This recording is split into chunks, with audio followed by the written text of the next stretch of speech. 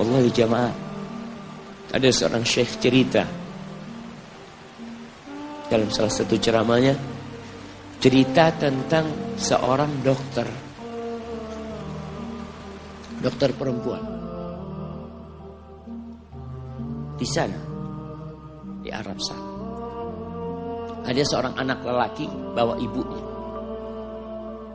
ibunya masuk ke dokter ini, subhanallah. Ibunya ini gila. Anak-anak muda ini, belum nikah, dia bawa ibunya. Nanti ibunya tersenyum sendiri, ketawa sendiri. Masuk ke ruang dokter itu, mejanya dokter diputerin sama ibunya. Anaknya minta maaf, ya dok, kata dia, sekali-kali nanti ngeliat di televisi dokter itu ada gambarnya Ka'bah. Ibunya ngomong, nak kau, bukan nak ngomong, kamu bohong Mat kau bohong sama ibu, katanya mau dibawa umroh ibu, kata dia. Nanti diludahin anaknya, digigit anaknya, nanti kerudungnya ibunya terbuka, dipasangin lagi.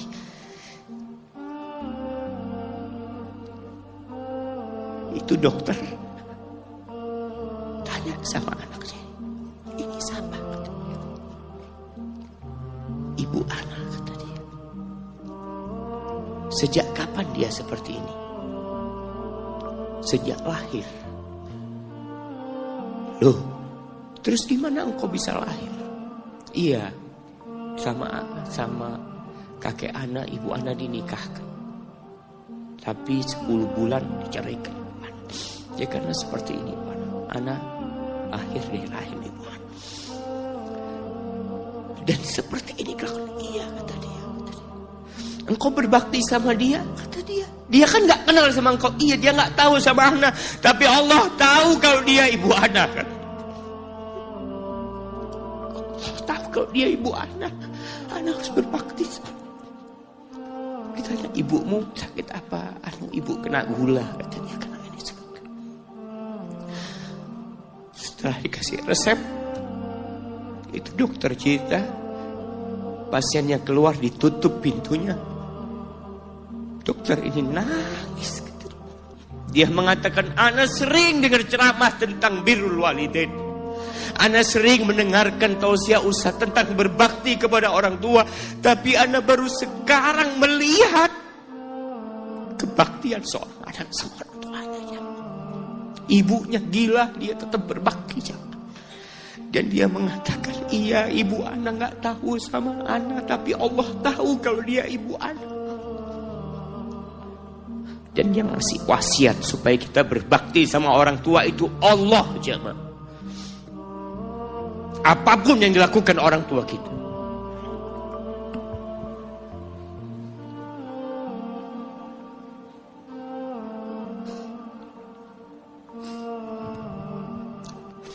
Apalagi ibu. Allah katakan, hamalathu ummuhu kurha wa wada'athu kurha. Ibu kita, hamil kita itu dalam kondisi yang sulit.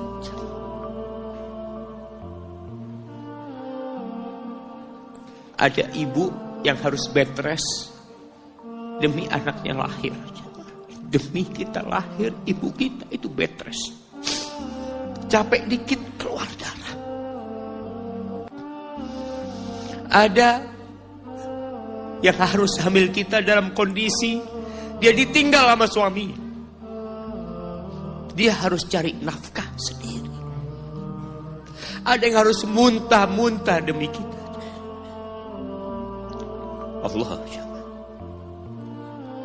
Lalu kita berdiri buat ibu kita, capek.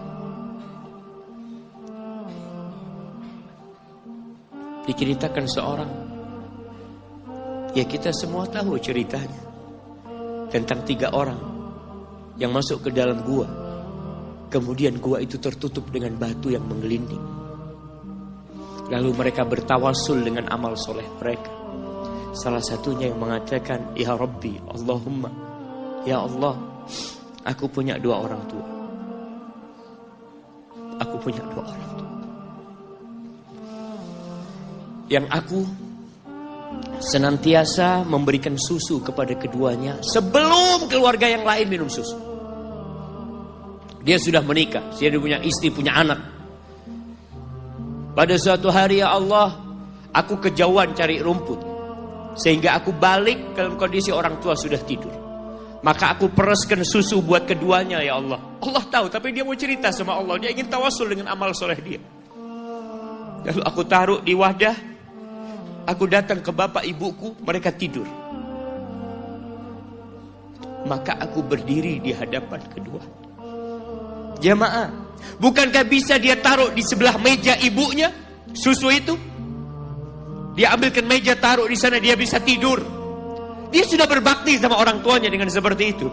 Tapi anak ini tidak. Aku berdiri, ya Allah, aku gak ingin membangunkan keduanya. Dan aku terus berdiri, aku pegang itu susunya. Sampai mau subuh bangun, aku serahkan kepada kedua. Anak-anaknya nangis minta susu.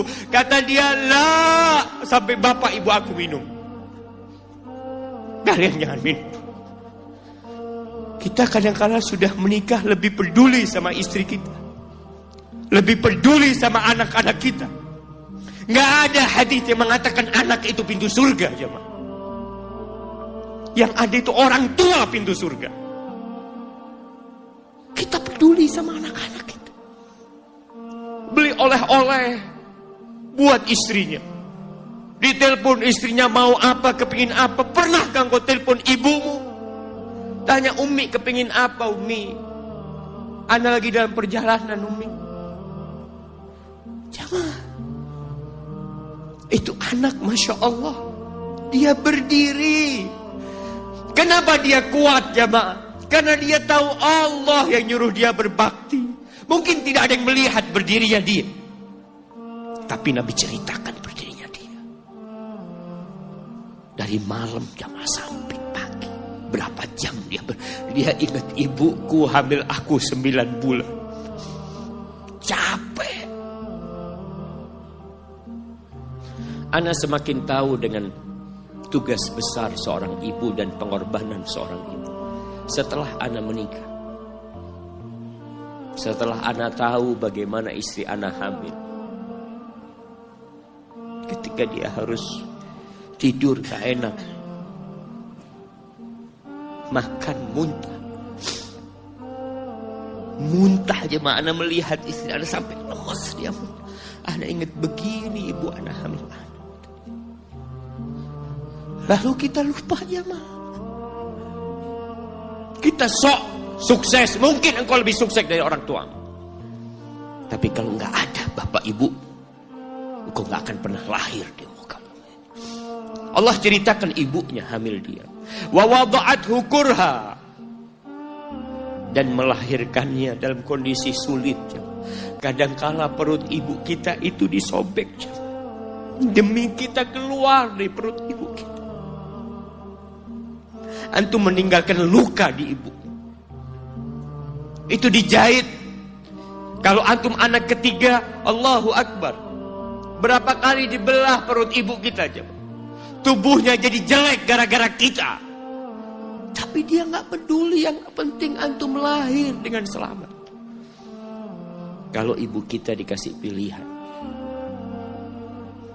ini gak bisa diselamatkan dua-duanya, salah satunya akan meninggal dunia. Kira-kira apa kata ibu antum? Iya, gak apa-apa dok, selamatkan bayinya dok. Gak apa-apa dok, biar dia lahir dok. Subhanallah. Berapa banyak ibu yang meninggal dunia ketika dia melahirkan anak. Wa hamluhu wa fisaluhu 30 syahra. Hamilnya dan menyusuinya itu 30 bulan. Artinya bukan ketika antum lahir selesai lelahnya ibu kita. Memang ketika antum lahir dengan selamat, Allahu Akbar, ibu itu lupa dengan rasa sakit dia 9 bulan. Ibu itu lupa dengan